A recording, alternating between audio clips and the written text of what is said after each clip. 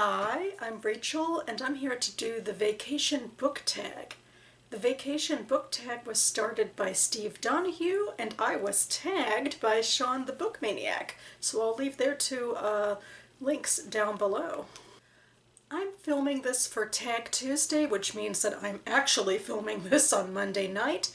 Monday night, March 9th, 2020 is the start of Purim on the Jewish calendar. So I've just gotten back from my synagogue's Purim spiel, and I'm still kind of in costume, although I've taken my sunglasses off. I was dressed as sort of a beachgoer, sort of sunny, happy person to go with my spiel theme, which is actually a storm and a rainy day, but I sang with the flash choir at the very end when, you know, things are happy again. It was a lot of fun. Lately my synagogue has stopped parodying actual plays or movies or, you know, books or what have you, and they're parodying songs on specific themes. So they had a lot of rainy and sunny songs this year, and I sang I Can See Clearly Now with some fun new lyrics. Anyway, another reason I figured I would point to this outfit is because it's kind of vacation-y in theme. I took a couple of pictures with some decor in the synagogue. It's sort of a shipwrecked theme, stormy shipwrecked theme, so I figured it would fit with the tag. But anyway, on now to the questions, which I have on my handy-dandy phone here. Question 1 is, what is your favorite book about somebody taking a vacation? And I admit I went to my Goodreads favorites page to take a look around, and I didn't go any further after I saw A Wrinkle in Time by Madeline L'Engle. It's a book I read first when I was like in 5th grade, and I've loved it ever since. So, and I thought that it would be sort of a perfect creative answer for this because Meg and Calvin and Charles Wallace certainly go on a big adventure, and I don't know if they would call it a vacation, but they certainly traveled very far to go and try and find and rescue their father, and learn some stuff along the way, which might not be relaxing per se, but is certainly an area of growth for them. You can't deny that even Camazotz is a little bit exotic, or perhaps informative is a better word. Question 2 is, do you read travel writing, and if so, do you have any favorites? And I don't, not really, although I've had a friend who's looked every now and then into writing for Lonely Planet or what have you. And when I was in Italy in 2010, visiting family for part of it and touring around for part of it, my dad had us download some of the Rick Steves audio tours. And thankfully, I wrote down some quotes in my journal that I otherwise would have forgotten. Ahem. On May 29th, 2010, Rick Steves and the Basilica in Rome, he's a pretty funny guy. I particularly liked his line about Caligula being a bad guy who tortured his enemies, stole senators' wives, and parked his chariot in handicapped spaces. Question 3 is, what are your books on vacation rituals? Well, I guess I should just preface this by saying that most of my recent vacations have either been to big Comic-Cons or to visit my family in Kansas. So I either spend most of my time with friends and diving into geek culture, or visiting my family in Kansas where I'm visiting my family in Kansas. I take books that are already on my monthly TBRs that I think can be digested in small bites. A particular one that comes to mind is Me Being Me is Exactly as Insane as You Being You by Todd Hasek Lowry. I won this semi-Jewish book from a Jewish book giveaway, but I mostly chose it because it's a story told in lists, which is very easy digestion when waiting in Comic-Con lines.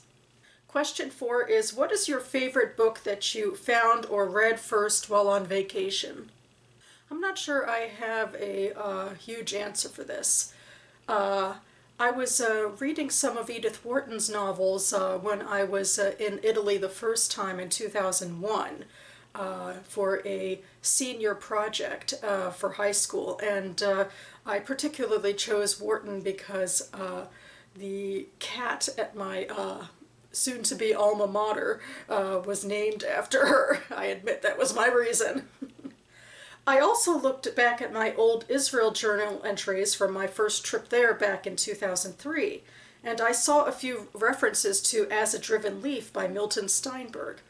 I didn't talk about the book per se, but I talked about the wonder of reading it while in Israel, because it is a book that takes place there within Talmudic times. I also bonded with a cohort mate on the bus about it too. I'm pretty sure I must have heard about it through Birthright, because I was taking a Birthright Israel trip and they would have suggested a few books that I might want to read. And so she probably read it for that reason too. Anyway, this was one of, those pre-Goodreads books that escaped my notice. I did add some mini reviews for several books that I read before joining Goodreads. And maybe I'll go ahead and add one for this one too, although I mostly just remember these anecdotal, personal things. Question 5 is, have you ever light-fingered a book while on a vacation stay? Not that I recall, though, again, as I've said, I've attended a couple of Comic-Con conventions, particularly San Diego Comic-Con, where I actively sought out the big publishers' editor giveaway panels, and also their giveaways just on the convention floor. So I acquired a lot of free books, many of which I've talked about in videos on this channel. Sometimes I've even stayed late to see if editors might throw me a few more in a desperate attempt to, clear their stash so they don't have to drag it all back with them. A few months ago, Matthew Sharapa made a video about this that made me feel a little guilty. I worried that I affected a greedy, give me free books attitude while I was there.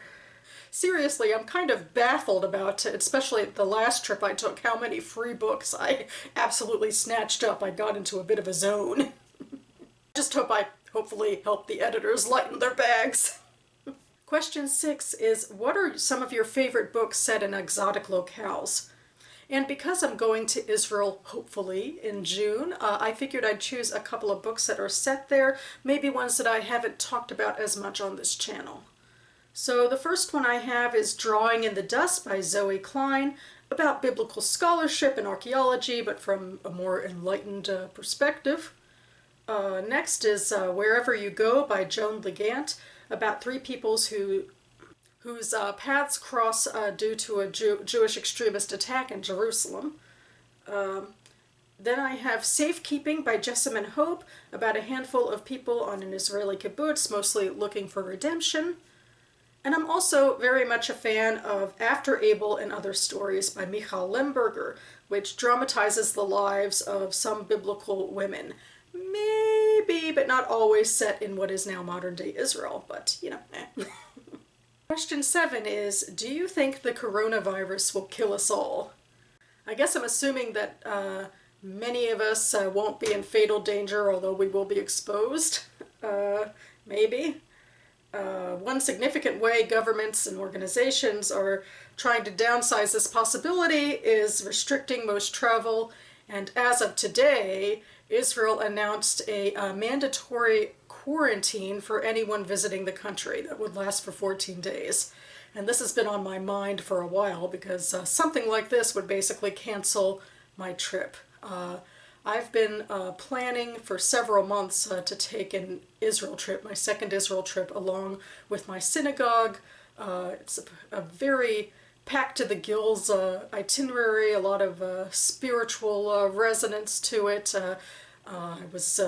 I wrote a big post about it last Passover when I decided to take part, because it would be a way to interact with Israel again and also to get closer to my community. And I've put a lot of emotional energy into this, and physical too. I had to renew my passport for the first time in over 10 years, which was a bit of a thing, and I had to figure out travel because we have a travel guide, but I had to do my own tickets on my own, and I had to apply for financial aid.